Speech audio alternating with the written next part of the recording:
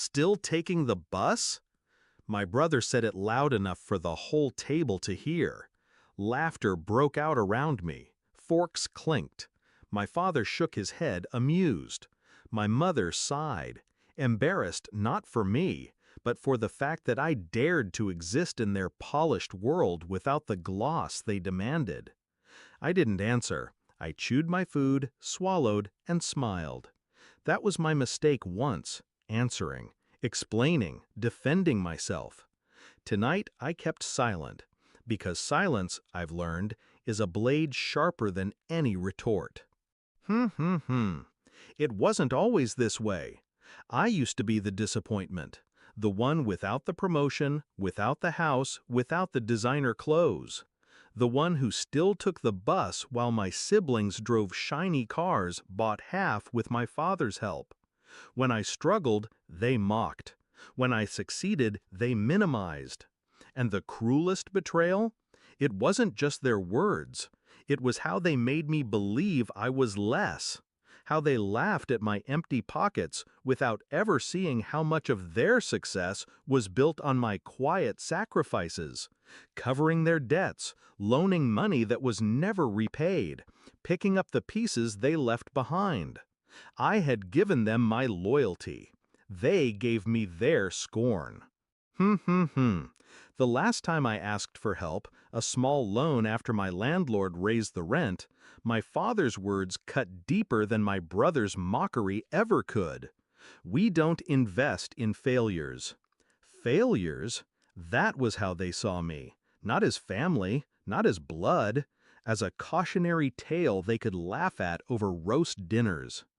I remember sitting in my dark apartment, rent overdue, stomach empty, and realizing the truth. They didn't want me to rise. They needed me beneath them. That was the night I stopped asking. That was the night I started building. I worked quietly, ruthlessly. I took jobs nobody else wanted. I learned skills in the dead of night. I invested in things they mocked, because they were too blind to understand value before it gleamed in front of them. Years passed, and I grew, not loud, not flashy, just steady, silent, strategic. Every insult became fuel, every dismissal a blueprint. I promised myself, when the day came, I wouldn't tell them I'd won. I'd let them choke on the proof. The day came last month. I walked into a dealership, paid cash, not for the car they expected me to drool over, no, for something impossible for them to ignore, a machine that whispered luxury and screamed power. It wasn't about the car, it was about the silence that would follow once they saw it. And I bought more than a car. I bought the apartment too. The kind of place with glass walls that caught the city lights, marble floors that echoed power, and a view that swallowed the skyline whole. No loans, no handouts, no signatures from my father. Every cent was mine. I planned my reveal like a final act. All I had to do was wait for the right moment. The family dinner was the stage. My brother's taunt was the cue. I let him have his laugh, let them all think I was still beneath them. Then, when the night ended, I walked them out to the driveway. That's when they saw it. Parked beneath the dim light, gleaming black, every curve radiating quiet authority. The laughter stopped. My father's voice cracked first. It costs at least $250,000. I smiled, calm, controlled. Closer to 3, actually, but you haven't seen my apartment yet.